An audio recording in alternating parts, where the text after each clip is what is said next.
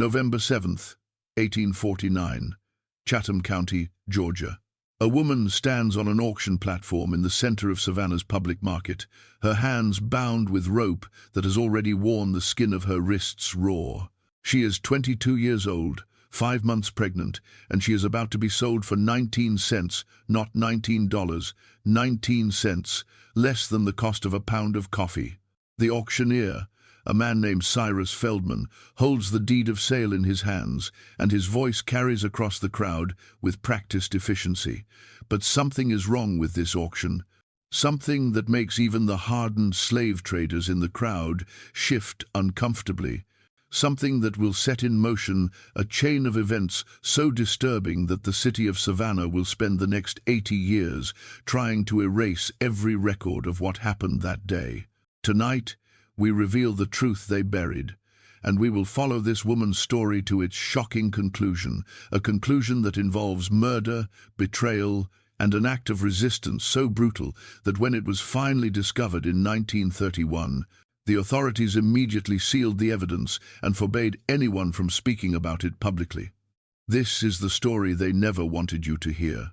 Before we go any further into what happened in Savannah on that November morning, I need you to do something important. Subscribe to this channel right now, hit that notification bell, because stories like this, stories that expose the darkest chapters of American history, these are the stories that get buried, suppressed, forgotten. And I want to know, where are you watching from? Drop your city or country in the comments. Let's see how far this story reaches. Let's build a community that refuses to let these truths disappear. Now, let's continue. The woman standing on that platform has a name, though it appears in official records only twice, and both times it is spelled differently. In the bill of sale from her previous owner, she is listed as Dinah. In the coroner's report filed 6 years later, she is called Diana. For our purposes, we will call her Dinah, because that is the name she used when she finally spoke, when she finally told her story to the one person who listened. Dinah was born in 1827 on a rice plantation outside Charleston, South Carolina. She never knew her father.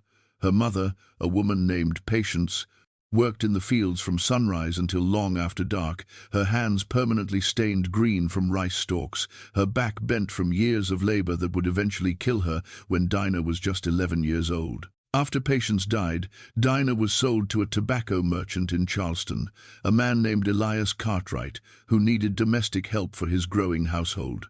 Elias was 43 years old, married to a woman named Constance, and father to 4 children ranging in age from 6 to 15. He was also a deacon at the First Presbyterian Church, a member of the Charleston Chamber of Commerce, and by all public accounts, a respectable businessman who treated his property, human and otherwise, with appropriate Christian values. That was the public account. The private reality was something else entirely. Dinah worked in the Cartwright household for 3 years, from age 11 to 14. She cleaned, she cooked, she cared for the younger children, she did everything that was demanded of her. And Elias Cartwright watched her. He watched her in that particular way that enslaved women learned to recognize, that predatory attention that signaled danger, that made survival require constant vigilance. When Dinah turned 14, Elias's attention became something more than watching. It became action. What happened between them, if we can even use that word, between, as though there was any equality or choice involved, what happened was rape. Systematic, repeated, sustained over years. Dinah had no power to refuse. Enslaved women had no legal right to deny their owners anything. The law did not recognize their bodily autonomy. The law considered them property, and property cannot be violated because property has no self to violate. Constance Cartwright knew. She knew because enslaved women who worked in close quarters could not hide pregnancy. She knew because Dinah's body changed in ways that made the truth unavoidable. But Constance did not confront her husband. She confronted Dinah. She accused Dinah of seduction, of tempting a good Christian man, of deliberately destroying the sanctity of a godly household. The blame, in Constance's worldview, lay entirely with the 16-year-old girl who had no power to say no, rather than with the 46-year-old man who had absolute power to take whatever he wanted. In March of 1843, Dinah gave birth to a daughter. The child was noticeably light-skinned, her features clearly indicating mixed parentage. Elias Cartwright refused to acknowledge the child as his. He named her Ruth, had her registered in his property ledger as the offspring of his servant Dinah, father unknown, and continued his life exactly as before. Constance demanded that Dinah and the baby be removed from the main house. They were relocated to the servants' quarters, a cramped structure behind the main residence where 6 other enslaved people lived in conditions that barely qualified as shelter. Dinah raised Ruth while continuing to work in the Cartwright household. She nursed her daughter at night after 16-hour days of labor. She sang to her in whispers, songs her own mother had sung, songs that carried memories of Africa, of freedom, of a world before chains. And she watched as Ruth grew, as the child's features became increasingly undeniable evidence of who her father was, as the resemblance to Elias Cartwright became so obvious that neighbors began to whisper, to speculate, to understand what everyone had always known but politely ignored. In 1847, when Ruth was 4 years old, Elias Cartwright sold her. He sold her to a slave trader named Marcus Pennington for $400, a standard price for a healthy child of that age. He sold her on a Tuesday morning without warning Dinah, without allowing goodbyes, without permitting the mother even a final moment with her daughter. Dinah was working in the kitchen when she heard Ruth screaming from the front of the house. By the time she ran outside, the child was already gone, loaded into a wagon that was disappearing down the street, her small hands reaching back toward the only home she had ever known. Dinah collapsed in the street. The other enslaved people in the household had to carry her inside. For 3 days, she did not speak, did not eat, barely moved. She had entered a state of grief so profound that it resembled death itself, and perhaps she wished it was. But she did not die. Her body refused her that mercy. Instead, she survived, and survival meant returning to work, meant continuing to serve the man who had raped her and then sold the child born of that rape, meant functioning in a world designed to destroy her humanity piece by piece. 2 years later, in the summer of 1849, Dinah became pregnant again. The father was Elias Cartwright. There was no question about this, no ambiguity. Constance Cartwright's fury was immediate and absolute. She could tolerate one incident, one child, one public embarrassment. But a second pregnancy made the situation undeniable, made it impossible to maintain the fiction that Dinah was a seductress and Elias an innocent victim of temptation. A second pregnancy revealed the truth that Elias Cartwright was a man who repeatedly raped an enslaved woman he owned, who had been doing so for years, who showed no intention of stopping. Constance gave Elias an ultimatum: "Get rid of her. I will not have that woman in my house bearing your children while I live under the same roof. Sell her, trade her, give her away. I do not care, but she leaves this household within the month, or I will make this situation public in ways that will destroy your reputation permanently." Elias understood the threat. His position in Charleston society depended on maintaining respectability. Wealthy men were expected to be discreet about their violations of enslaved women, whispered about perhaps, but never openly acknowledged. A wife, publicly accusing her husband of serial rape of his property that would cross a line that even Charleston's tolerant attitude towards slavery could not ignore. So Elias made arrangements. He contacted a business associate in Savannah, a merchant named William Hadley, who owed him money from a failed cotton investment. Elias proposed a transaction. He would forgive Hadley's debt, approximately $800, in exchange for Hadley purchasing Dinah and taking her to Savannah, far enough from Charleston that she would never return, far enough that Constance would never have to see her again, far enough that Elias could pretend she had never existed. Hadley agreed. The transaction was arranged for early November, during Savannah's regular public auction, where such sales occurred with administrative efficiency. But Elias added one specific condition to the sale, a condition so cruel that it reveals the depth of his vindictiveness. He set Dinah's minimum price at 19 cents. The amount was deliberate, calculated to humiliate. In 1849, the average price for an enslaved woman of childbearing age ranged from $700 to $900. A pregnant woman, carrying a child who would eventually become additional property, should have been valued even higher. By setting the price at 19 cents, Elias achieved several goals simultaneously. He demonstrated that Dinah had no value to him whatsoever.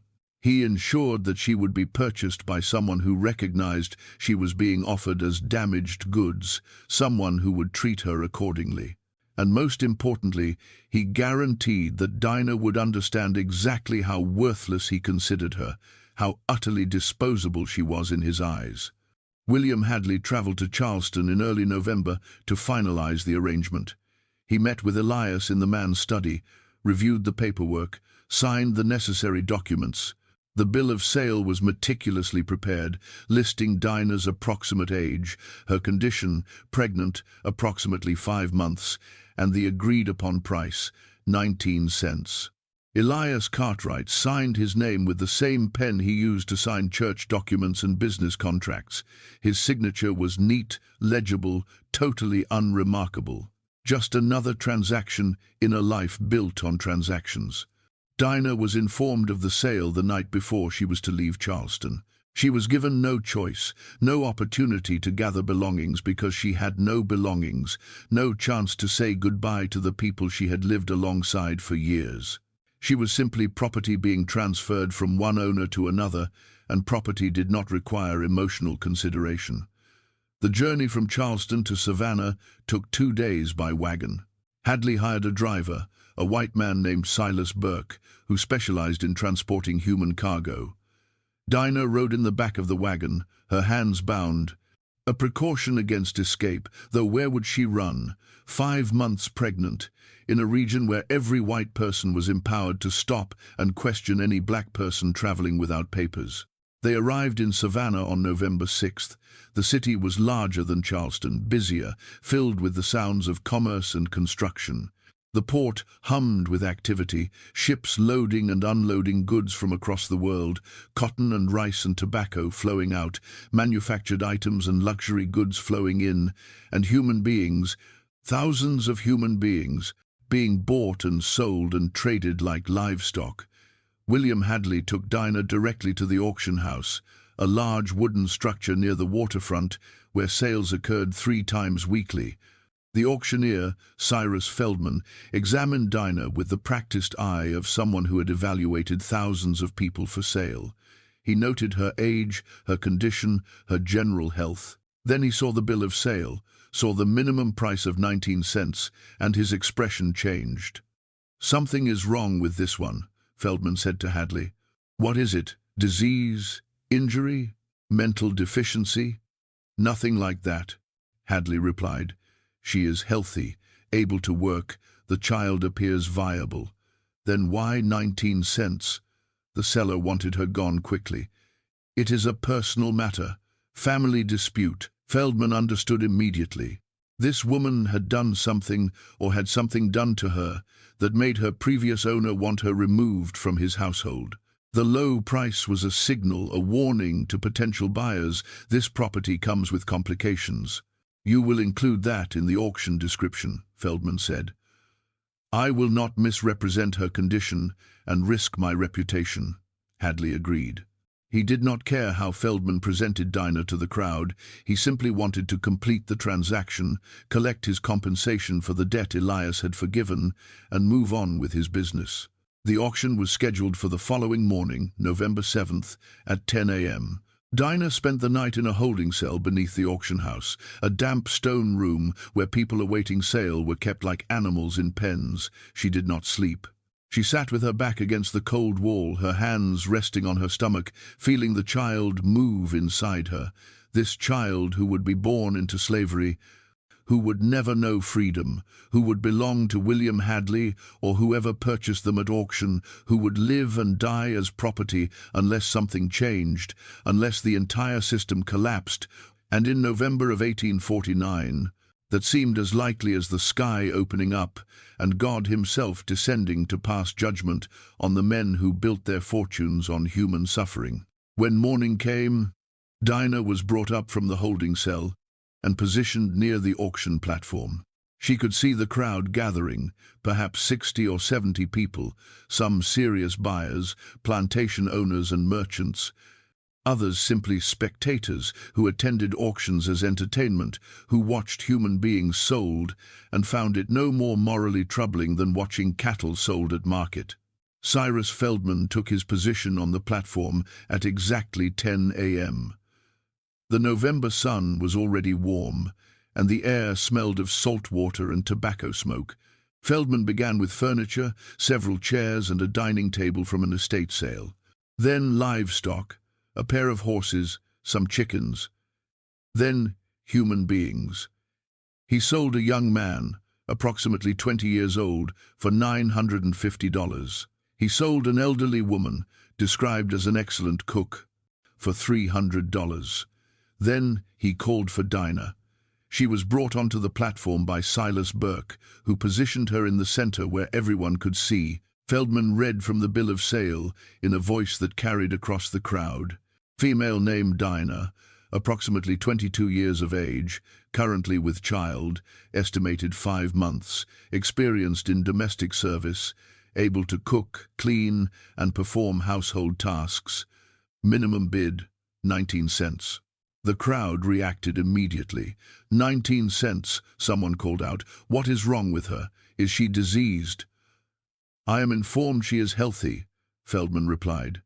The price reflects a personal matter between the seller and the property, not a deficiency in the property itself. That explanation satisfied no one. In the economy of slavery, price indicated quality. A woman offered for 19 cents must be fundamentally defective, diseased or dangerous or mentally unsound. No rational buyer would risk investment on someone being sold at such an insultingly low price unless they knew something others did not.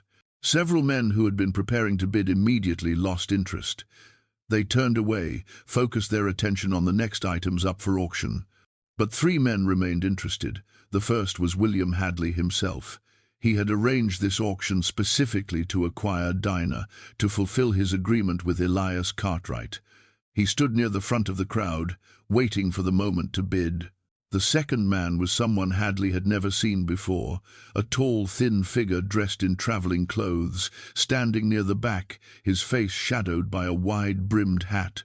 The third man was local, a Savannah plantation owner named Thornton Graves. Graves owned a mid-sized cotton plantation about 15 miles outside the city, and he was known among enslaved people as one of the cruelest masters in Chatham County. His plantation had the highest mortality rate of any comparable operation, not because of accidents or disease, but because Graves worked people to death deliberately, calculating that it was more profitable to extract maximum labor over a short period than to maintain workers over decades. Graves had been watching Dinah since she appeared on the platform, and something about this situation intrigued him. A healthy, pregnant woman being sold for 19 cents, that kind of opportunity did not present itself often. Are you ready to hear what I write next? This is where the story gets even darker, where we discover what Thornton Graves planned to do with Dinah, and where we meet the mysterious stranger who will change everything. Cyrus Feldman raised his hand to quiet the murmuring crowd. 19 cents, he called out. Do I have a bid of 19 cents for this property? William Hadley raised his hand immediately. 19 cents. The crowd turned to look at him. Hadley was known in Savannah, a respected merchant with legitimate business interests. His willingness to bid gave Dinah a thin veneer of credibility.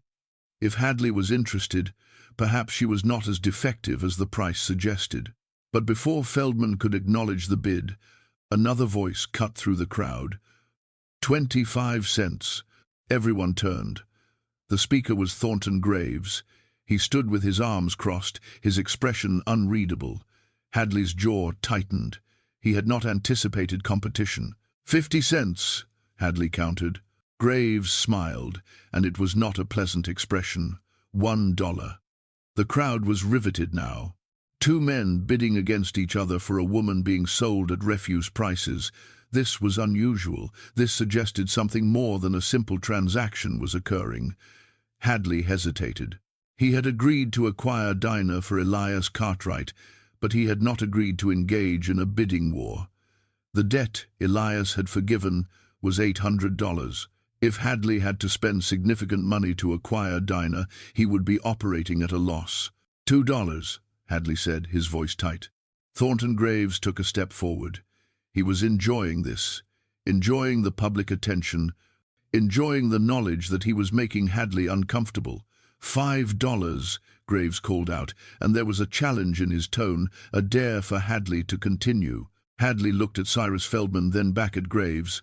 He was calculating risks, weighing costs. Finally, he shook his head and stepped back. Graves had won. $5 once, Feldman called out. $5 twice. Then the stranger in the back of the crowd spoke. $10. Every head turned.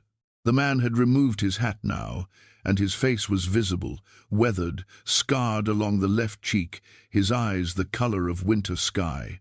He looked to be in his mid-30s, and there was something about his bearing that suggested military service, or perhaps time spent in occupations where violence was routine. "Who are you?" Feldman asked. The question was not hostile, simply procedural. Auctioneers needed to know who was bidding, needed to verify that buyers had actual means to pay. "My name is Jacob Marsh. I am new to Savannah. I have business in the city and require domestic help. Do you have $10, Mr. Marsh?" Jacob Marsh approached the platform. He reached into his coat and withdrew a leather purse. From it, he counted out 10 silver dollars, placing them one by one on the podium where Feldman stood. "I do." Thornton Graves was staring at Marsh with open hostility now. He did not like being outbid, did not like strangers disrupting what he had assumed would be an easy acquisition. $15, Graves said.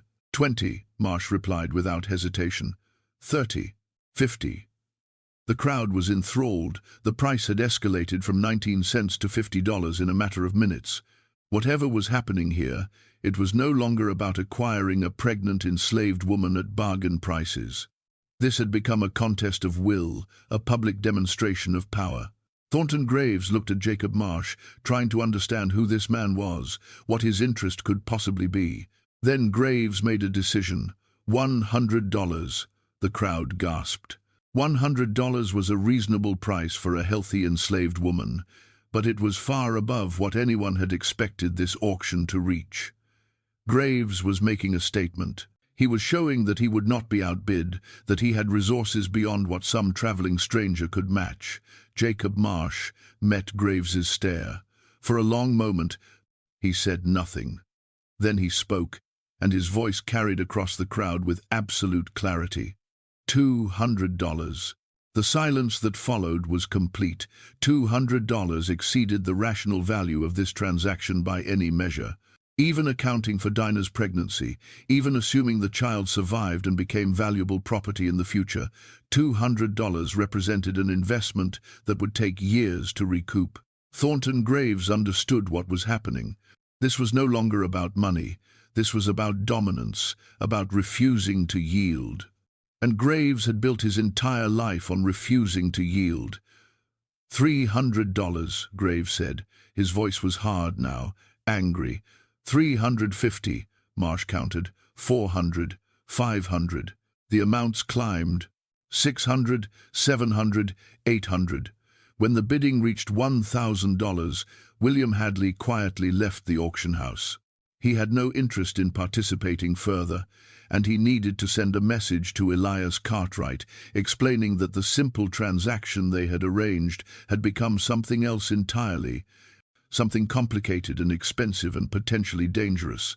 At $1,200, Thornton Graves stopped bidding, not because he lacked funds, but because he suddenly understood that Jacob Marsh would continue bidding until Graves bankrupted himself. This stranger was not trying to acquire property. He was trying to destroy whoever opposed him. $1,200 once, Feldman called out. His voice was uncertain now.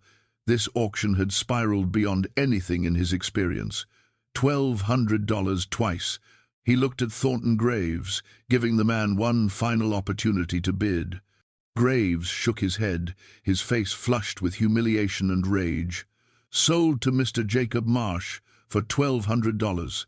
The crowd erupted in conversation. $1,200 for a woman who had been offered at 19 cents. The story would spread through Savannah by nightfall, would become legend, would be repeated and embellished until no one remembered the actual facts, only the mythology. But Dinah, standing on that platform throughout this entire exchange, her hands still bound, her pregnancy visible beneath the thin dress she wore, Dinah understood something the crowd did not. She understood that she had just been purchased by a man willing to spend a fortune to prevent her from being purchased by someone else. And that meant Jacob Marsh either knew something about her that made her extraordinarily valuable, or he knew something about Thornton Graves that made preventing Graves from acquiring her worth any price. Either possibility terrified her. The paperwork was completed within the hour. Jacob Marsh paid the $1,200 in cash, counted out in gold coins that he produced from a leather bag he carried. Cyrus Feldman prepared the deed of sale, listing Dinah's description, her approximate age, her condition. At the bottom of the document, in the space for the buyer's signature, Jacob Marsh wrote his name in neat, careful script. By law, Dinah was now his property. Thornton Graves watched this transaction from across the auction house, his expression dark with fury. When Marsh turned to leave, leading Dinah toward the exit, Graves intercepted him. "Mr. Marsh, a word." Jacob Marsh stopped. He did not release Dinah's arm. When he turned to face Graves, his expression was carefully neutral. "Mr. Graves, you have made a poor investment. That woman is not worth half what you paid." "Perhaps. Then why did you bid so aggressively?" "Because I wanted her, and I have the means to pay for what I want." Graves took a step closer. "You are new to Savannah, so perhaps you do not understand how things work here. Certain people are accustomed to certain courtesies. When I am bidding on property, others generally defer." "Is that so?" Marsh said. His tone was mild, but there was something beneath it, something cold. "Then perhaps you should have bid higher." The two men stood facing each other, and the tension between them was palpable, dangerous. Finally, Graves stepped back. "Enjoy your purchase, Mr. Marsh. I am sure you will find her everything you hoped for." He turned and walked away. But Dinah could see the rigidity in his shoulders, the barely contained violence in his movements. This was not over. Men like Thornton Graves did not accept public humiliation quietly. Jacob Marsh led Dinah out of the auction house and into the street. The November sun was high now, and the city was busy with midday activity. Marsh walked quickly, not roughly, but with purpose, as though he wanted to put distance between himself and the auction house as rapidly as possible. They reached a wagon parked 2 blocks away, a simple farm cart with a canvas cover. Marsh helped Dinah climb into the back, his touch impersonal but not cruel. Then he climbed onto the driver's bench, took up the reins, and urged the horse forward. They rode in silence through Savannah's streets, past storefronts and residences, past the city market where vendors sold vegetables and fish, past the cathedral with its Spanish architecture, past the boundary where urban development gave way to forest and farmland. Only when they were well beyond the city limits, when the road had narrowed to a dirt path surrounded by pine trees and palmetto scrub, did Jacob Marsh finally speak. "My name is Jacob Marsh. You will call me that, or you will call me sir, whichever you prefer. I am not going to hurt you. I am not going to sell you. And I am not going to force myself on you. Do you understand?" Dinah said nothing. She had heard promises before, had learned that men said many things to gain compliance, that words meant nothing without actions to support them. Marsh continued, "I know you do not trust me. I would not trust me either if I were in your position. But I need you to listen carefully, because your life and the life of your child depends on what happens over the next few days." He paused, navigating the wagon around a fallen branch. "Elias Cartwright sent you here to die.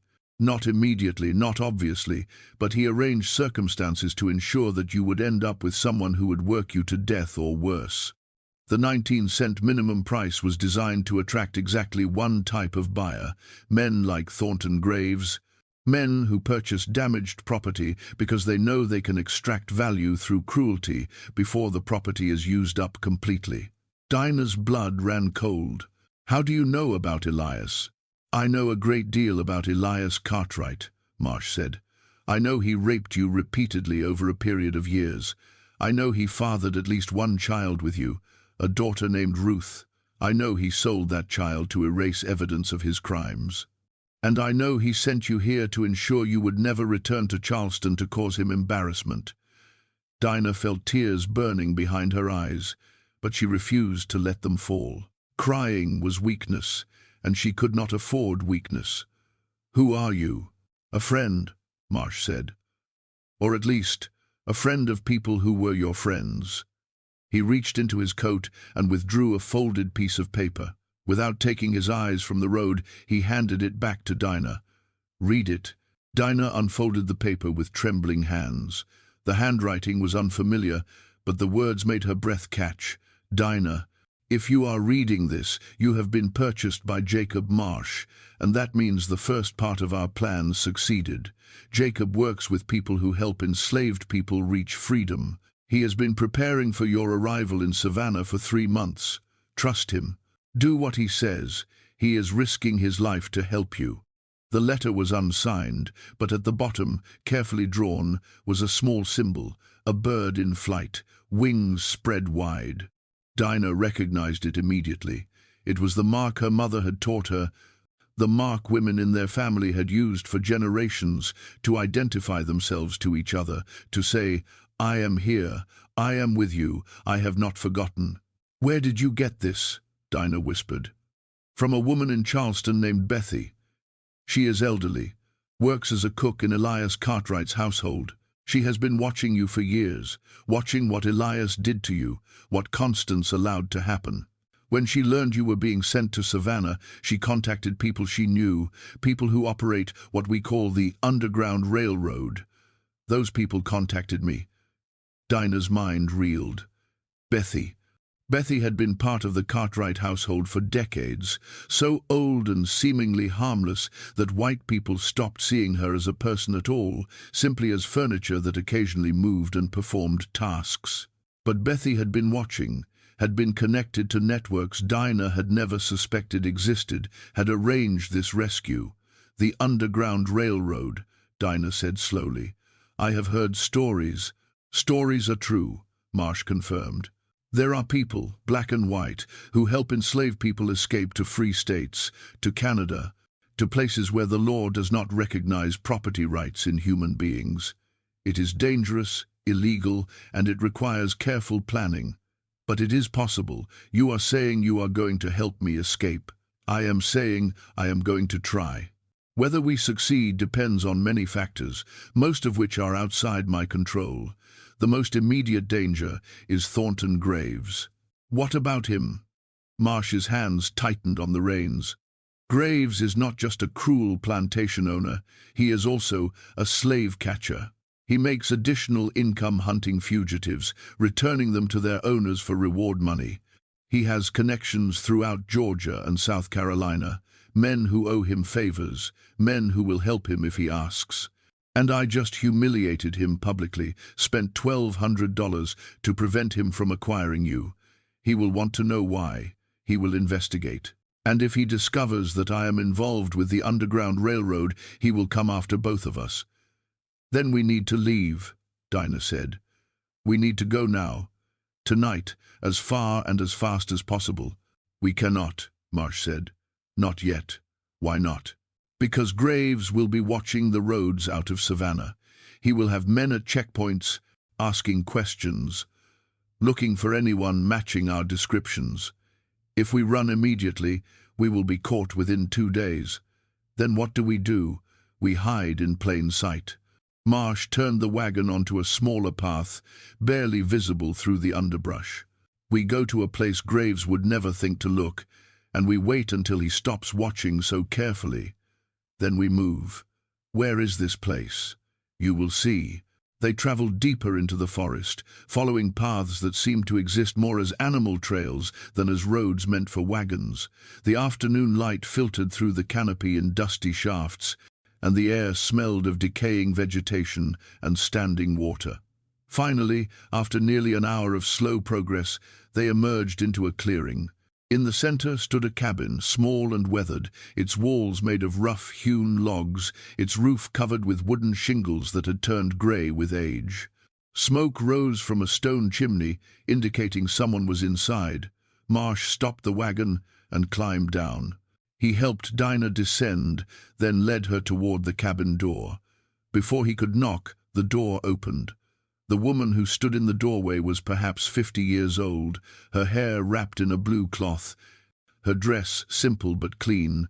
Her skin was dark, her eyes sharp and assessing. When she saw Dinah, her expression softened. "You got her." "I did. Any trouble?" "More than expected," Marsh said. "Thornton Graves was at the auction." The woman's face hardened. "Graves? That man is a demon. Did he see you? He saw me bid against him and win, so he knows your face, he knows I exist. Whether he knows anything else remains to be seen." The woman stepped aside, gesturing for them to enter. Inside, the cabin was larger than it appeared from outside. A fire burned in the hearth, and the room smelled of cooking, something with beans and salt pork. There was a table, several chairs, a bed in the corner. Another woman, younger, perhaps 30, sat at the table, mending a shirt. She looked up when Dinah entered, and her eyes widened. "Lord, have mercy, she is just a child." "Dinah is 22, Marsh said. "She is stronger than she looks." The older woman moved to Dinah, took her hands, examined her face with the intensity of someone looking for signs of illness or injury. "What is your name, child?" "Dinah." "I am Sarah. This is my daughter, Hannah. You are safe here. No one knows about this cabin except people we trust. You will stay with us until Jacob can arrange the next part of your journey." "How long will that be?" Dinah asked. "Days, possibly weeks," Marsh said. "It depends on Thornton Graves, on how aggressively he pursues this, on how quickly I can arrange safe passage north." Dinah felt exhaustion wash over her, the accumulated weight of fear and uncertainty, and the sheer physical demands of pregnancy pressing down on her. Sarah seemed to sense this. She guided Dinah to the bed. "You rest now. We will talk later. There is food when you are ready, and you are safe." That word again, safe. Dinah wanted to believe it, wanted to trust that these strangers who claimed to be helping her were genuine, but safety was a luxury enslaved people could not afford to assume. She lay down on the bed, and despite her fear, despite everything, sleep pulled her under within minutes. When she woke, it was dark outside. The fire had been rebuilt, and the cabin was warm. Sarah and Hannah sat at the table, talking in low voices. Jacob Marsh was gone. "Where is he?" Dinah asked, sitting up. "He left an hour ago," Sarah said. "He has arrangements to make in Savannah, people to contact. He will return tomorrow or the day after. In the meantime, you are with us." Dinah stood, moved to the table. Sarah pushed a bowl toward her, beans and cornbread and a piece of salt pork. "Eat. You need strength for what is coming." "What is coming?" Dinah asked. "The truth," Hannah said.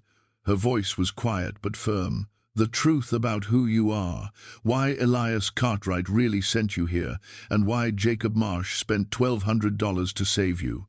Because it was not just about saving you, Dinah. It was about stopping something much worse." Dinah felt cold despite the fire's warmth. "What are you talking about?" Sarah and Hannah exchanged a glance. Then Sarah spoke, and what she said made Dinah's world tilt. "Elias Cartwright did not send you to Savannah simply to get rid of you. He sent you here because he knew Thornton Graves would buy you. And he knew what Graves does to pregnant women he acquires at auction. He has a pattern. a system, and you were supposed to be his next victim. The sealed room exists to bring you stories like this, stories that expose the mechanisms of historical evil, stories that refuse to let the past stay buried. If you appreciate what we do here, hit that like button, share this video with someone who needs to hear this truth, and subscribe so you never miss a story. Now, let's discover what Sarah and Hannah know about Thornton graves, and why Dinah's pregnancy made her a target for something even worse than slavery itself. Sarah stood and moved to a wooden chest in the corner of the cabin. She opened it and withdrew a leather-bound journal, its pages yellowed with age. She brought it to the table and placed it in front of Dinah. This journal belonged to a woman named Abigail. She died 2 years ago, consumption, but before she died, she wrote down everything she knew, everything she had witnessed about what happens on Thornton Graves's plantation. Sarah opened the journal to a marked page. "Read it." Dinah looked down at the careful handwriting. The entries were dated, organized chronologically, written in the voice of someone who knew she was documenting evidence for a future that might never come. The first entry Dinah read was dated March 1845. "Today I saw them bring in another one. Her name is Rachel. She is pregnant, maybe 6 months, and they bought her at auction for almost nothing because the seller said she was difficult. Mr. Graves keeps her separate from the rest of us in the old tobacco barn at the edge of the north field. I'm not allowed near there, none of us are, but at night I can hear her crying." The next entry, April 1845. "Rachel is gone. They say she died in childbirth, that both she and the baby died, and they buried them somewhere past the tree line, but I do not believe it. I heard the baby crying 2 nights ago. I heard it clear as anything, a newborn's cry, and then I heard it stop suddenly, like someone made it stop. And Rachel, I saw her 3 days ago, when they moved her from the barn to the main house. She did not look like someone about to give birth.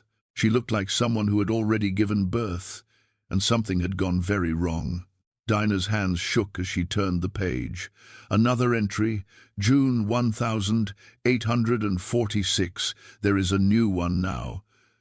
"Her name is Margaret, same as before, pregnant, bought cheap, kept separate. Mr.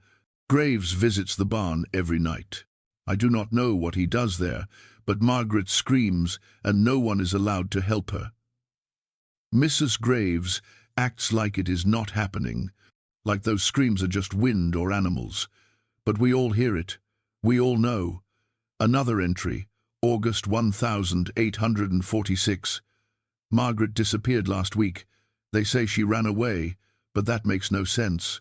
She was 8 months pregnant and could barely walk. Where would she run? How would she survive? No, she did not run. Something happened to her, same as Rachel, same as the one before Rachel, whose name I never learned. This is a pattern. This is systematic. And no one stops it because Mr. Graves has money and power and the law protects him instead of us." Dinah looked up at Sarah. "What is this? What was Graves doing to these women?" "We do not know exactly," Sarah said, "but we know enough. Over the past 10 years, Graves has purchased at least 7 pregnant women at auction, always for suspiciously low prices, always women who were being sold because of personal disputes or complications with their previous owners. He takes them to his plantation, keeps them isolated, and within months they disappear. Some are reported as dying in childbirth, others are claimed to have run away, but none of them are ever seen again." "And the babies?" Dinah whispered. "What happens to the babies?" "That is the question we cannot answer," Hannah said. "Some of the women who work at Graves's plantation have reported hearing infants crying, but they never see the children. It is as though the babies vanish as completely as their mothers." Dinah felt nausea rising. She thought about Rachel and Margaret and the unnamed woman before them, thought about 7 women over 10 years, thought about 7 babies who had simply disappeared. What kind of monster does this? Sarah closed the journal. "A monster protected by law. Thornton Graves is wealthy, respected in certain circles, a member of the Savannah Planters Association. He pays his taxes, attends church, contributes to civic projects. And because he is wealthy and white and male, no one questions him when enslaved women on his property disappear. The law assumes he has the right to dispose of his property however he sees fit. But Jacob stopped him, Dinah said. Jacob prevented Graves from buying me. Yes, and in doing so, he marked both of you as targets. Graves will want to know who Jacob is, why he interfered, what his interest in you could possibly be, and when Graves starts investigating, he will eventually discover that Jacob works with the Underground Railroad. At that point, both your lives will be in immediate danger. Then, we need to leave tonight, Dinah said, her voice rising. We need to run before Graves finds us. Sarah shook her head. Running is exactly what Graves expects. He will have men watching the roads, checking passes, questioning anyone who looks suspicious. A white man traveling with a pregnant black woman that will attract attention immediately. We cannot stay here indefinitely, Hannah added. This cabin is safe for now, but it is not invisible. People know about this place. Not many, but enough. If Graves starts asking questions in the right communities, eventually someone will talk. So what do we do? Dinah asked. We wait for Jacob to return, Sarah said. He is working on something, a plan that will get you north safely, but it requires time and coordination. Until then you rest, you eat, you take care of yourself and that baby. Because once you start moving, there will be no stopping, no safety, just constant travel until you cross into free territory. And if you are caught, you will be returned to Elias Cartwright, and he will ensure you never have another opportunity to escape. If Jacob is caught, he will be tried for theft and conspiracy, and he will hang. Those are the stakes. That is what we are risking. Dinah absorbed this information, the full weight of what these people were attempting on her behalf. They were risking everything, freedom, safety, their lives, to help someone they barely knew. Why? Dinah asked. Why would you do this? Why would Jacob spend $1,200? Why would you hide me here? Why would any of you risk so much for me? Sarah reached across the table and took Dinah's hand. Because it is right. Because the system that allows men like Elias Cartwright and Thornton Graves to exist is evil. And because if we do not resist, if we do not fight in whatever small ways we can, then we are complicit in that evil. You are not the first person we have helped, and you will not be the last.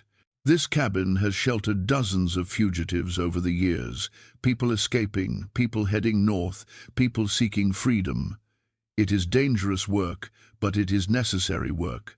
Dinah spent 3 days in Sarah's cabin, 3 days of relative peace that felt surreal given everything that had preceded them. She ate meals prepared with care, slept in a real bed, felt the baby move inside her with increasing strength. Sarah and Hannah treated her with kindness that seemed almost incomprehensible, kindness without expectation of service or submission, kindness offered simply because they believed she deserved it. On the morning of the 4th day, Jacob Marsh returned. He arrived just after dawn, his horse lathered with sweat, his face drawn with exhaustion. He had been riding through the night, and when he entered the cabin, Sarah immediately knew something had changed. "What happened?" Sarah asked. "Graves knows," Marsh said. He sat heavily in one of the chairs, accepted the cup of water Hannah offered him. "He knows I am not who I claim to be. He has been asking questions all over Savannah, showing my description to people, offering money for information." "How much does he know?" Hannah asked. "Enough to be dangerous. He knows I paid cash for Dinah, which suggests resources beyond what a normal traveler would carry. He knows I left Savannah immediately after the auction, which suggests I did not actually need domestic help for business in the city, and he has discovered that no one named Jacob Marsh has registered at any hotel or boarding house in Savannah, which suggests the name is false." "Is it?" Dinah asked. "Is Jacob Marsh your real name?" Marsh looked at her for a long moment, then he shook his head. "No." My real name is Jacob Brennan. I am originally from Pennsylvania, and for the past 6 years, I have been working with an organization dedicated to helping enslaved people reach freedom. We operate across multiple states, using false identities, safe houses, and carefully planned routes to move people north. I came to Savannah specifically because we received information about you, about what Elias Cartwright was planning, about Thornton Graves's pattern of acquiring and murdering pregnant women. How did you receive that information? Dinah asked. From Bethy, the woman who worked in Cartwright's household. She has been connected to our network for over a decade. When she learned Elias was sending you to Savannah, when she discovered the auction was arranged specifically to deliver you to Graves, she sent an urgent message through channels we have established. She asked us to intervene, to save you if possible. And you came, Dinah said. You spent $1,200. You risked everything for someone you had never met. Brennan's expression was difficult to read.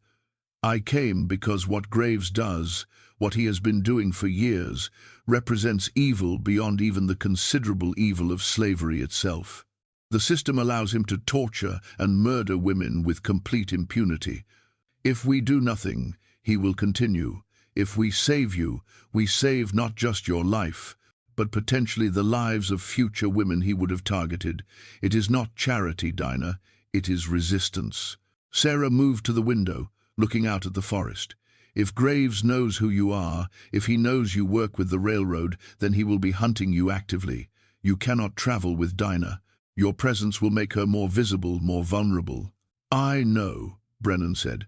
That is why the plan has changed. Changed how? Dinah asked, feeling cold fear settle in her stomach. You are not taking me north? I am taking you north, but not directly, and not alone. There are people better suited for this than I am, people who know the routes more intimately, who have connections I lack. I am arranging for you to meet a conductor named Thomas Garrett. He operates out of Wilmington, Delaware, and he has successfully guided over 200 people to freedom. But Wilmington is hundreds of miles from here, Hannah said. How will she reach him? By water, Brennan said. There is a ship leaving Savannah's port in 5 days, a merchant vessel traveling to Philadelphia. The captain is sympathetic to our cause. He has agreed to hide Dinah in the cargo hold, to transport her as far as Wilmington, where Garrett will be waiting. Once she reaches him, he will take her the rest of the way to Canada.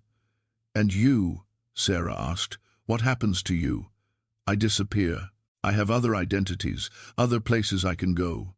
Graves will hunt Jacob Marsh, but Jacob Marsh will cease to exist.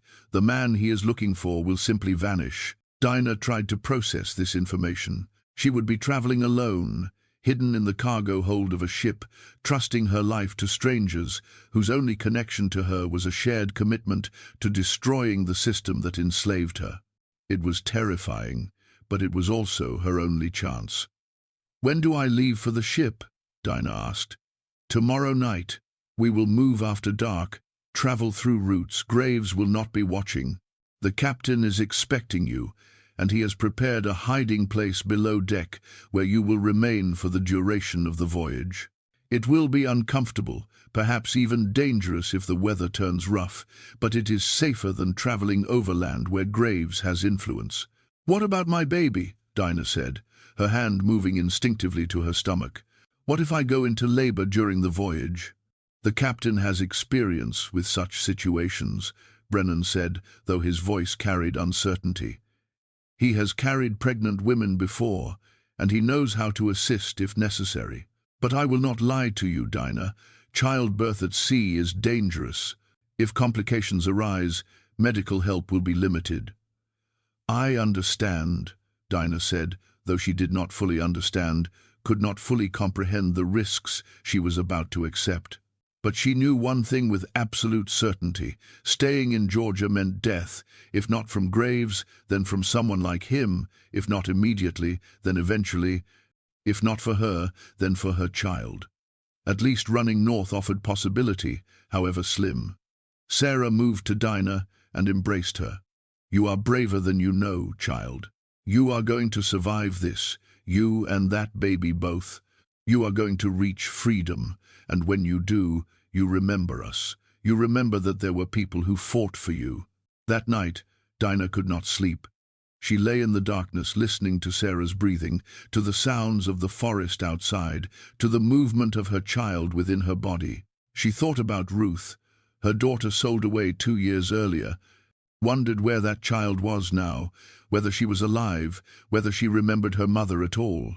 She thought about the 7 women who had been purchased by Thornton graves, 7 women whose names had been erased from history as thoroughly as their bodies had been erased from the world. She thought about Elias Cartwright, about the man who had raped her repeatedly and then arranged for her to be murdered to protect his reputation. And she thought about the people helping her, Bethy in Charleston, Jacob Brennan risking his life, Sarah and Hannah opening their home, a ship captain she had never met agreeing to hide her, Thomas Garrett waiting in Delaware to guide her to Canada. All of these people, connected by networks of resistance, by shared commitment to undermining the system that made Elias Cartwright and Thornton graves possible. It was beautiful and tragic in equal measure, this underground web of humanity asserting itself against inhuman laws. The next evening, as darkness settled over the forest, Jacob Brennan prepared the wagon. He covered Dinah with canvas, arranging it to look like he was transporting supplies rather than a human being. Sarah and Hannah said their goodbyes, their embraces fierce and final, as though they understood this might be the last time they saw Dinah alive. The journey to Savannah took 4 hours, traveling slowly along back roads, avoiding main thoroughfares where checkpoints might be established. Brennan said almost nothing during the trip, his attention focused entirely on watching for signs of danger, for riders who might be Graves's men, for any indication they were being followed. They reached the waterfront just before midnight. The docks were quieter at this hour, but not empty. Dock workers loaded cargo onto ships, preparing for dawn departures. Sailors moved between vessels. Night watchmen patrolled with lanterns. Brennan guided the wagon to a warehouse near the far end of the wharf, a large wooden structure that smelled of tar and rope and salt water. He stopped the wagon beside a side door, then climbed down and helped Dinah emerge from beneath the canvas. A man appeared from the shadows, tall and lean, perhaps 50 years old, his face weathered by years at sea. "You are Brennan," the man said. "I am. And this is Dinah." The captain, his name was Samuel Porter, studied Dinah with an expression that might have been sympathy or might have been calculation. "She is further along than I expected." 5 months, Brennan said. "Will that be a problem?" "It increases risk, but it is manageable. Come. We need to get her aboard before the watch rotation changes." They moved quickly through the warehouse and out onto the dock. The ship was a 3-masted merchant vessel, perhaps 90 feet long, its hull dark with age and weather. A gangplank connected the dock to the deck, and Porter led them up without hesitation. Once aboard, he guided them below deck, down a narrow ladder into the cargo hold. The space was cramped and dark, filled with crates and barrels and coils of rope. The air smelled of mildew and something organic that might have been rotting fruit. Porter moved to the far end of the hold and pulled aside several crates, revealing a small space behind them, perhaps 5 feet by 3 feet, barely large enough for a person to lie down. "This is where you will stay for the duration of the voyage," Porter said. "I will bring you food and water twice daily, but you cannot leave this space, cannot make noise, cannot allow yourself to be discovered. If the crew finds you, I cannot protect you. The voyage will take approximately 7 days, depending on weather and wind. Can you endure that?" Dinah looked at the cramped space, at the darkness, at the impossibility of what was being asked. Then she nodded. "I can endure it." "Good," Porter said. "When we reach Wilmington, I will bring Thomas Garrett to you. He will take you from there. Until then, you trust no one except me, you make no sound, and you pray that the weather holds." Brennan stepped forward. He reached into his coat and withdrew a small cloth bundle. Inside was money, perhaps $50 in various denominations. "This is for you," he said, pressing it into Dinah's hands. "For when you reach Canada, for starting your new life." "I cannot." Dinah whispered. "It is too much." "You can and you will," Brennan said. His voice was firm. "You are going to survive this, Dinah. You are going to reach freedom. And when you do, you are going to build a life for yourself and your child, a life where no one owns you, where no one can take your children, where you are fully human under the law. That is what we are fighting for. That is why we risk everything. So take the money, take your freedom, and live." Dinah felt tears she could no longer hold back streaming down her face. She embraced Brennan, this stranger who had saved her life, this man whose real name she had learned only yesterday, this person who represented everything good that could exist, even in the midst of systematic evil. "Thank you," she whispered. "Thank you for seeing me as human." Brennan held her for a moment, then stepped back. "Now go. Hide yourself. And do not emerge until Porter tells you it is safe." Dinah climbed into the small space behind the crates. Porter arranged the boxes to conceal her completely, leaving only a small gap for air circulation. The darkness was absolute. She heard Brennan and Porter speaking in low voices, heard footsteps on the ladder as they returned to the deck, heard the sounds of the ship settling around her. Then silence, broken only by the creaking of wood and the distant sound of water against the hull. She was alone now, truly alone, hiding in darkness, trusting her life to people she barely knew, carrying a child who would either be born free or born into slavery depending on whether this desperate plan succeeded. The ship departed at dawn. Dinah felt the motion change, felt the vessel begin to move, felt the gentle rocking that meant they were leaving the dock, leaving Georgia, leaving behind everything she had ever known. For the first 2 days, the voyage was uneventful. Porter brought food and water as promised, stale bread and dried meat and warm water that tasted of wood. He spoke little, simply handed her the provisions, asked if she was managing, then departed. The space was unbearably cramped, and Dinah's body ached from the inability to stretch or move freely. Her pregnancy made everything worse, the pressure on her bladder constant, the need to shift position frequent but impossible. But she endured because endurance was all she had ever known, because enslaved people learned early that survival meant tolerating the intolerable, that freedom was worth any temporary suffering. On the 3rd day, the weather changed. Dinah heard thunder in the distance, felt the ship begin to pitch more violently. The storm hit with full force that afternoon, transforming the gentle rocking into violent heaving. The cargo hold became chaos, crates shifting with each massive wave, barrels rolling, ropes swinging. Dinah pressed herself into the corner of her hiding space, her arms wrapped protectively around her stomach, praying the crates concealing her would not shift enough to expose her or crush her. The storm lasted through the night and into the following morning. During those hours, Dinah experienced fear beyond anything she had known before. She had survived rape, had survived the sale of her child, had survived being sold herself for 19 cents. But this was different. This was nature itself trying to kill her, water and wind indifferent to human suffering, to human law, to human evil. If the ship sank, she would drown in this hold, trapped behind crates, unable even to attempt survival. Her child would die with her, both of them erased as thoroughly as the 7 women Thornton Graves had murdered. When the storm finally broke, when the motion of the ship returned to something resembling normal, Dinah waited for Porter to appear with food and water. But he did not come. The morning passed, then afternoon, then evening. No food, no water, no contact.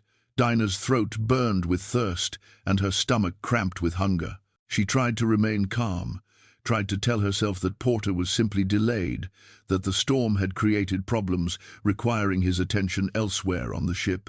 But as the 2nd day without provisions began, panic started to set in.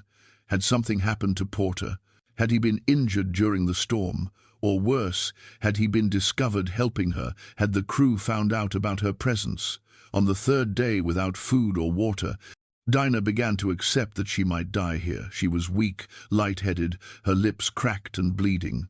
The baby moved less frequently now, as though it too sensed the approaching end. She thought about praying, but to whom? To a God who had allowed her to be enslaved, to be raped, to be sold like livestock?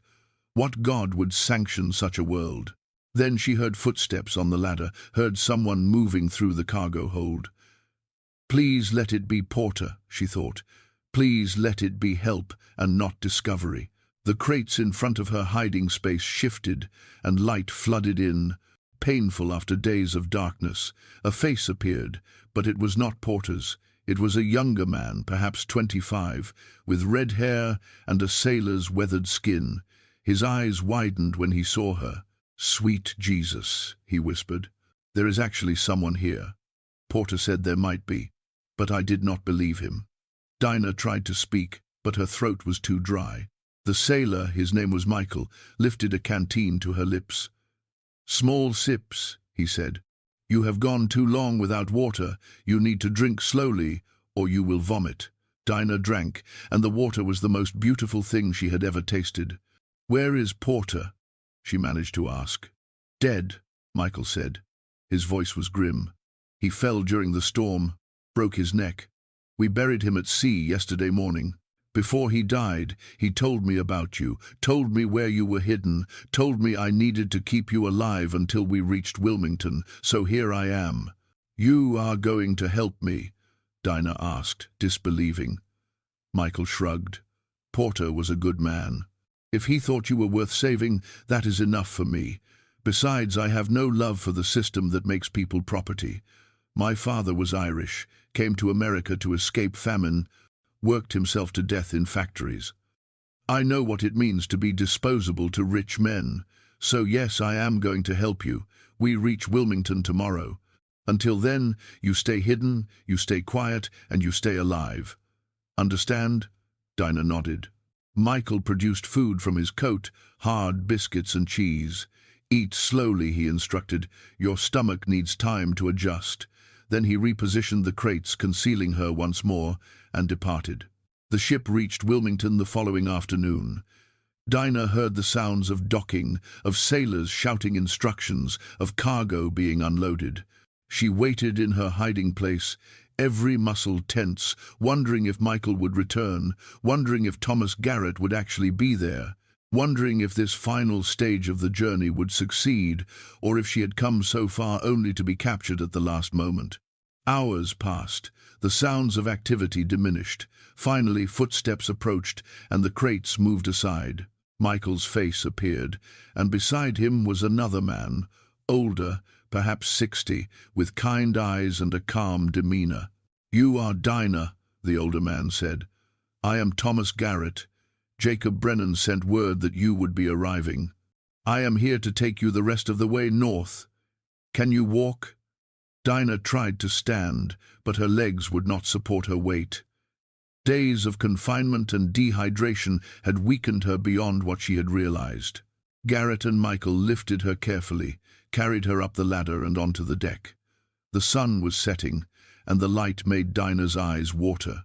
She could see the Wilmington docks, could see buildings beyond, could see free territory for the first time in her life. "We need to move quickly," Garrett said. "There are people in this city who would gladly return you south for reward money. My wagon is waiting. We travel tonight." They carried Dinah off the ship and into a waiting wagon. Garrett covered her with blankets, and they began to move through Wilmington's streets. "Where are we going?" Dinah asked. "To a safe house first, where you can rest and recover your strength.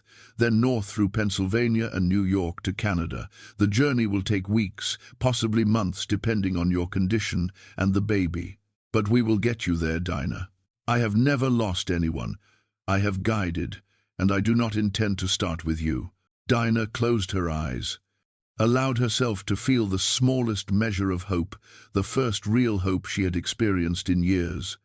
She was not free yet, not legally, not safely, but she was closer than she had ever been.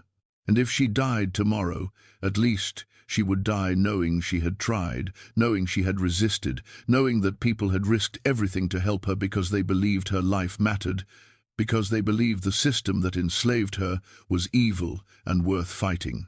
That night, in a small house on the outskirts of Wilmington, Dinah slept in a real bed for the first time in over a week. She ate warm food prepared by Garrett's wife, a woman named Rachel, who treated her with the same kindness Sarah and Hannah had shown. And for the first time since learning she was pregnant with Elias Cartwright's child, Dinah allowed herself to imagine a future where her baby would grow up free, where no one could sell them, where they would be fully human under the law. It was a fragile hope, easily destroyed, but it was hope nonetheless. And hope, Dinah was learning, was the most dangerous and necessary thing an enslaved person could possess.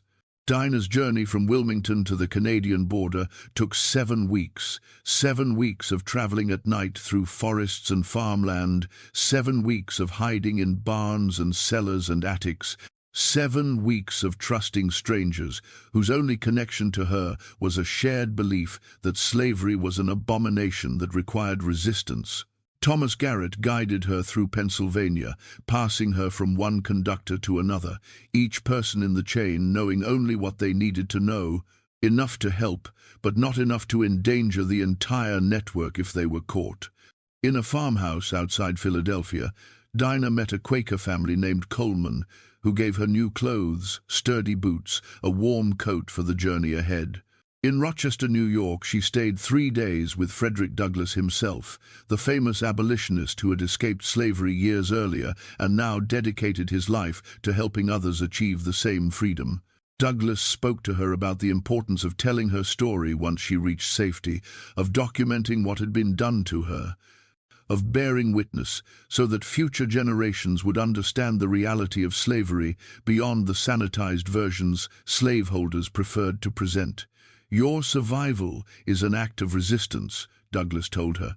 "Every day you live free is a defeat for Elias Cartwright, for Thornton Graves, for every person who profited from your bondage. Do not waste that victory by remaining silent."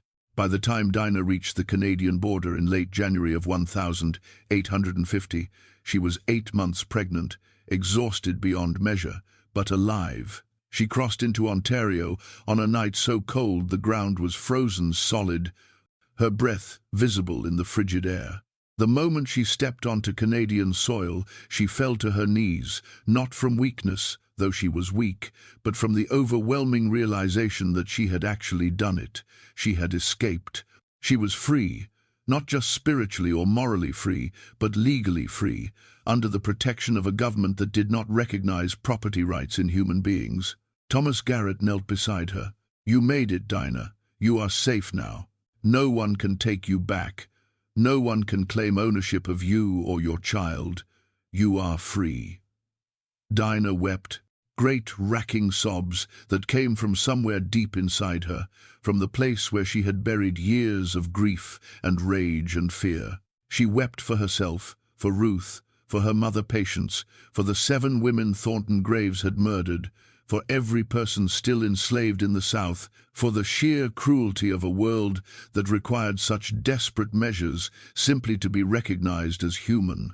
Garrett helped her to her feet, and they walked the final mile to a settlement of formerly enslaved people who had established a community near the border. The settlement was called Dawn, and it consisted of approximately 200 people who had escaped slavery and were now building lives as farmers, craftspeople, teachers. They welcomed Dinah with open arms, with food and shelter, and the kind of safety she had never known. 3 weeks later, on February 19th, 1850, Dinah gave birth to a son. The labor was difficult, lasting nearly 18 hours, but a midwife named Clara, herself a former enslaved person from Virginia, guided Dinah through it with patience and skill. When the baby finally emerged, screaming his fury at the world, Dinah held him and felt something shift inside her. Something that might have been joy or might have been terror at the responsibility of raising a free child in a world that still wanted to enslave him. "What will you name him?" Clara asked. Dinah looked down at her son's face, at his tiny fists waving, at the undeniable evidence that Elias Cartwright was his father written in his features. For a moment, she considered naming him after someone she had loved, after her mother or after William, the person she might have wanted his father to be. But then she thought about all the people who had helped her reach this moment, all the people who had risked everything, and she made her decision. "His name is Jacob," she said. "After Jacob Brennan, the man who saved my life." Clara smiled. "Jacob is a good name. A strong name. That boy is going to grow up free, Dinah. He is going to have opportunities you never had. He is going to live in a world where no one owns him. Make sure he knows how many people fought to give him that chance." "I will," Dinah promised. "I will tell him everything." Dinah lived in Dawn for 3 years, working as a seamstress and helping other newly arrived fugitives adjust to freedom. She learned to read more fluently with help from a teacher in the settlement, and she began writing down her story, documenting what Elias Cartwright had done to her, what Thornton Graves had planned to do, how the Underground Railroad had saved her life. In 1853, she married a man named Samuel Richards, a blacksmith who had escaped from Maryland 5 years earlier.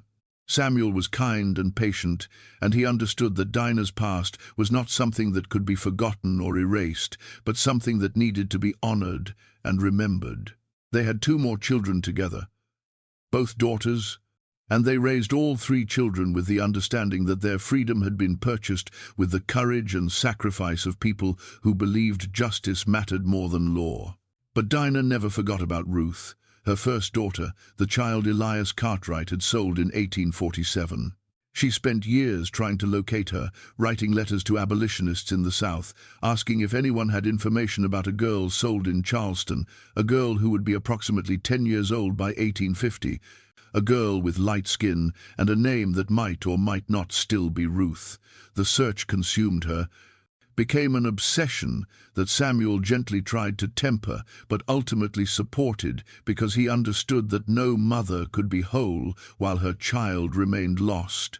In 1856, Dinah received a letter from a Quaker missionary in South Carolina. The letter contained information about a girl matching Ruth's description who had been working on a plantation outside Charleston. The missionary had managed to make contact with the girl, had confirmed her original name was Ruth, had learned that she remembered her mother despite being only 4 years old when they were separated. The missionary wrote that Ruth was alive, was relatively healthy, but was still enslaved. Dinah made a decision that terrified Samuel and everyone who knew her. She decided to go back, not permanently, but to attempt a rescue, to use the same Underground Railroad network that had saved her to now save her daughter. It was extraordinarily dangerous, returning to the South as a formerly enslaved person. Any white person who recognized her could claim ownership, could drag her before a magistrate, and present evidence that she was fugitive property. But Dinah did not care about the danger. Ruth was her daughter, and she had already lost too many years. In the summer of 1856, Dinah traveled south with 2 experienced conductors, men who had guided dozens of people to freedom and who understood the routes, the safe houses, the strategies for moving through hostile territory without detection. They reached South Carolina in August, made contact with the missionary, and learned that Ruth was now working on a small farm owned by a widow named Margaret Foster. The rescue was planned for a moonless night in early September. Dinah and the conductors approached the farm after midnight, found Ruth sleeping in a small cabin with 3 other enslaved women, and woke her gently. Ruth, now 13 years old, stared at Dinah with wide eyes. "Do I know you?" Ruth whispered. "I am your mother," Dinah said, her voice breaking. "I came back for you. I promised myself I would never stop looking, and I kept that promise. Now we are going to leave here, we are going to go north, and we are going to be free together." Ruth began to cry, and so did Dinah, and the 2 conductors had to remind them that time was critical, that they needed to move immediately before anyone discovered they were gone. They made it back to Canada by late October, traveling the same routes Dinah had used 6 years earlier, relying on the same network of brave people who sheltered fugitives. When they finally crossed the border and reached Dawn, when Dinah was able to introduce Ruth to Jacob and Samuel and her daughters, when she was able to tell Ruth that she was safe now, that no one would ever take her again, Dinah felt something she had not felt since before Elias Cartwright first raped her. She felt complete. The years that followed were not easy.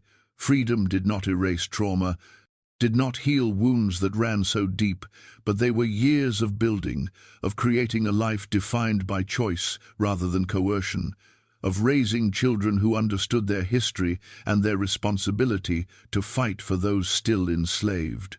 Dinah continued to work with the Underground Railroad, continued to help other fugitives, continued to document stories that needed to be told. And she never stopped thinking about Thornton Graves, about the 7 women he had murdered, about the evil that men could commit when the law protected them instead of holding them accountable. She wondered if Graves had continued his pattern after she escaped, if other women had been purchased and disappeared, if anyone would ever stop him. The answer came in 1863, in the middle of the Civil War, when Union forces occupied Savannah.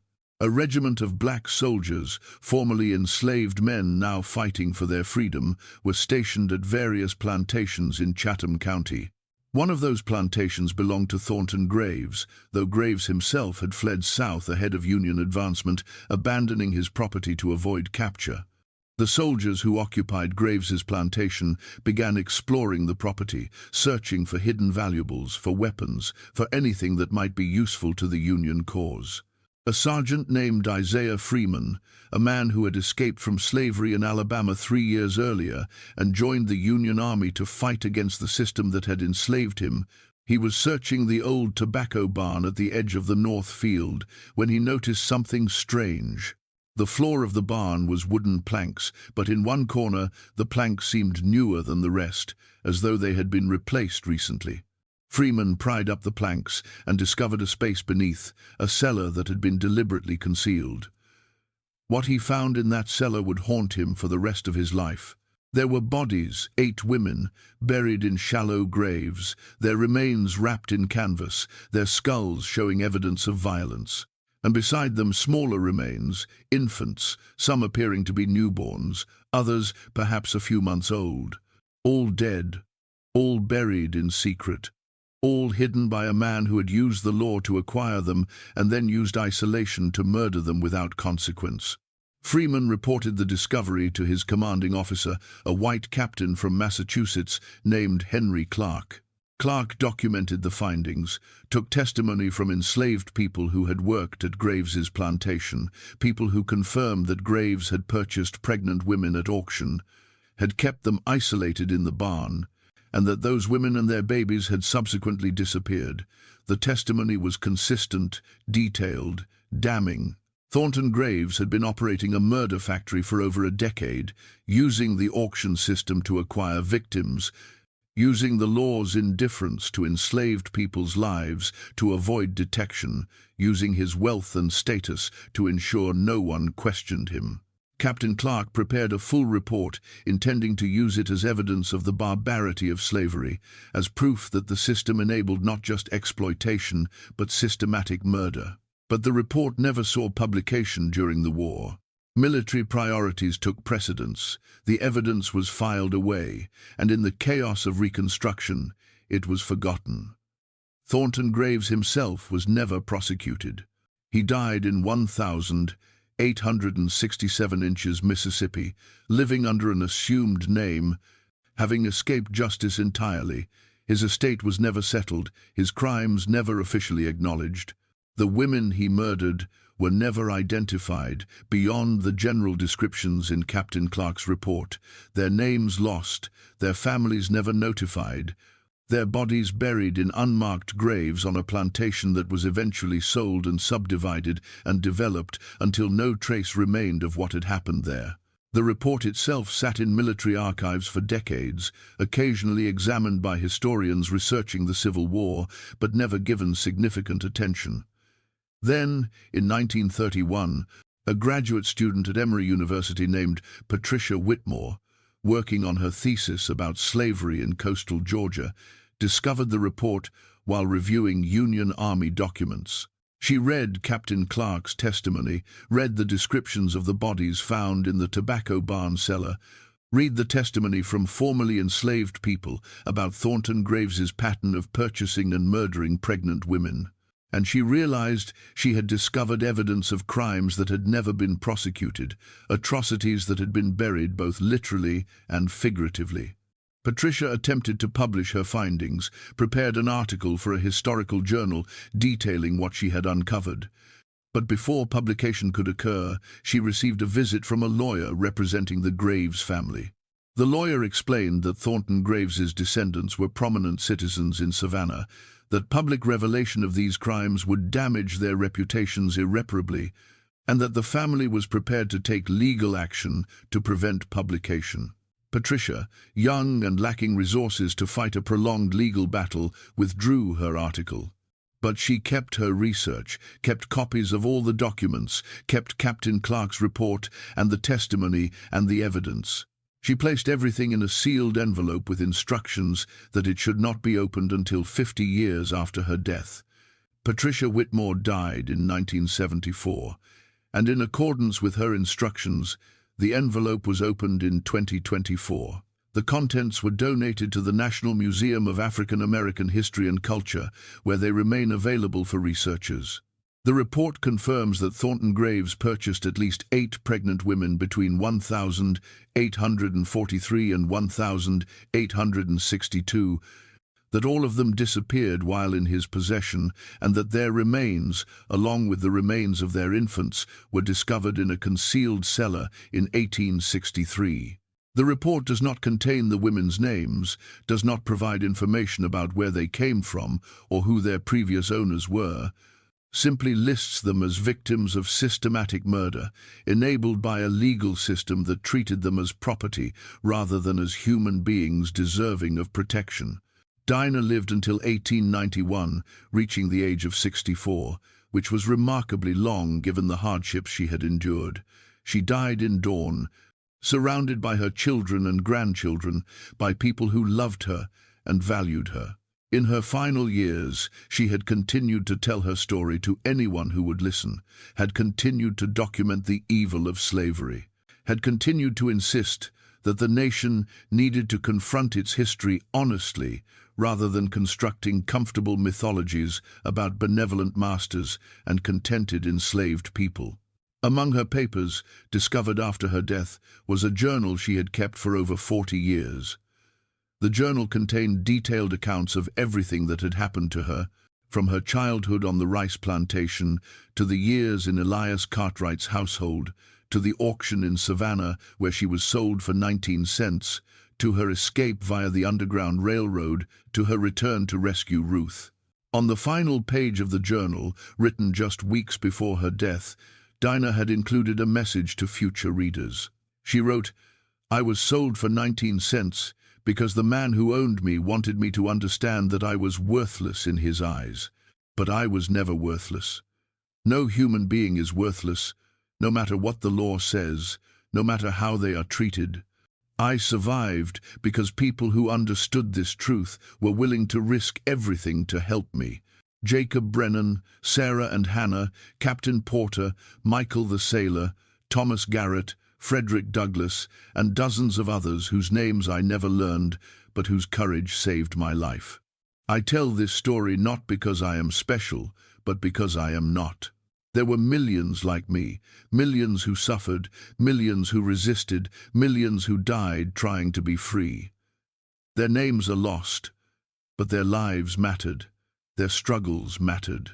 Remember them, honor them, and never allow anyone to tell you that slavery was anything other than what it was, the greatest crime this nation ever committed, a crime enabled by law, sanctioned by churches, defended by politicians, and profitable for those who benefited from it.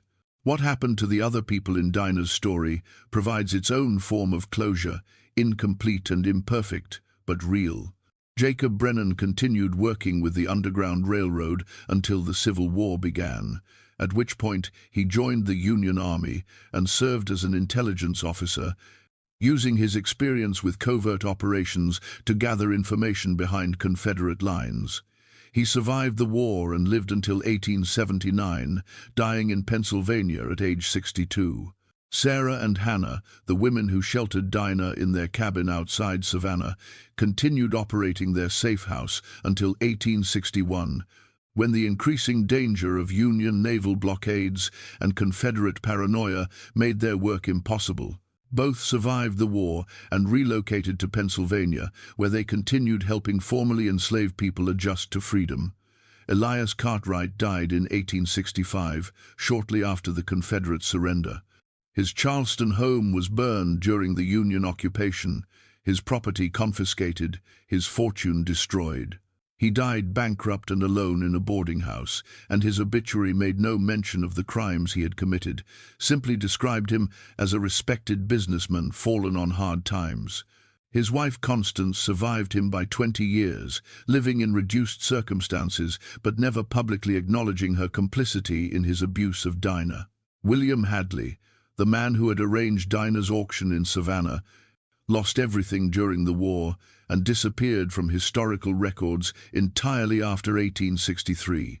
Cyrus Feldman, the auctioneer, continued conducting sales until slavery was abolished, then briefly attempted to transition to selling only goods rather than people before dying in 1867, likely from yellow fever. The most surprising epilogue belongs to Thornton Graves's Plantation. After the discovery of the bodies in 1863, after the property was abandoned and eventually sold, the land went through multiple owners before being purchased in 1921 by a black farming cooperative, formerly enslaved people and their descendants who pooled resources to acquire property in Chatham County. They farmed the land for decades, unaware of its history, unaware of what had been buried there. In 1968, members of the cooperative, while ploughing a field near where the old tobacco barn had stood, discovered bones, adult human bones and small infant bones, remains that had been missed during the 1863 excavation. The discovery was reported to authorities, who conducted a brief investigation before determining the remains were too old to warrant criminal proceedings. The bones were reburied in a cemetery in Savannah, in a section reserved for unknown individuals, with a simple marker that read, "Victims of slavery, died 1,843 to 1,862. May they rest in peace." It is not enough, not remotely sufficient to honor the lives that were stolen, the suffering that was inflicted, the evil that was permitted by legal and social systems designed to protect wealth and power rather than vulnerable people. But it is something, a small acknowledgement that these women existed, that they mattered, that their deaths were not natural or inevitable, but were murders committed with impunity. Dinah's story, and the stories of the women Thornton Graves murdered, represent just a fragment of the larger atrocity that was American slavery. 4 million people were enslaved in 1860, 4 million human beings legally defined as property, subject to being bought, sold, raped, worked to death, separated from families, murdered without consequence. Each of those 4 million people had a story as complex and tragic and important as Dinah's, most of which will never be known, because enslaved people were not considered worthy of documentation, their lives recorded only in property ledgers and auction receipts, their humanity deliberately erased by people who profited from that erasure.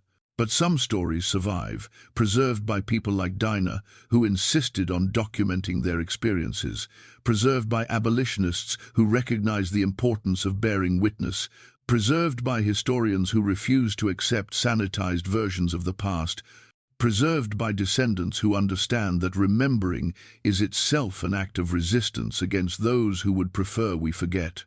This is why we tell these stories here, why we dig into archives and uncover evidence that powerful people tried to bury, why we insist that the truth matters, even when that truth is uncomfortable, even when it forces us to confront the reality that our nation was built in part on systematic evil, that our laws once sanctioned atrocities, that people we might have considered respectable, church-going, family-oriented, were capable of committing or enabling horrors we struggle to comprehend.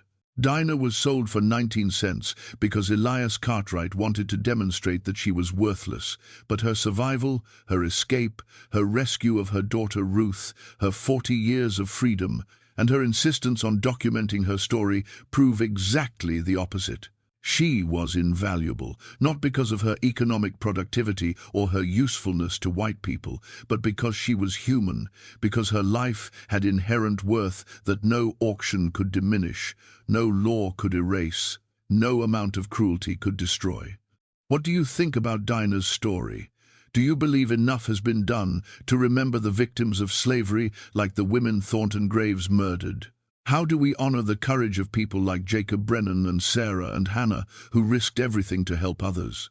Leave your thoughts in the comments, and if this story moved you, if you believe these histories need to be told, share this video with someone who needs to hear it. Hit that subscribe button so you never miss another story from the sealed room, where we refuse to let the past stay buried. Thank you for watching, and I will see you in the next one.